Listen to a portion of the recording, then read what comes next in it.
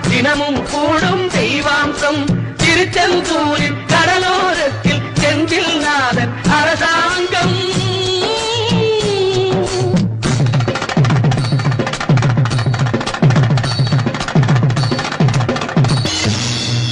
அசுரரை வென்ற இடம் அது தேவரை காத்த இடம்.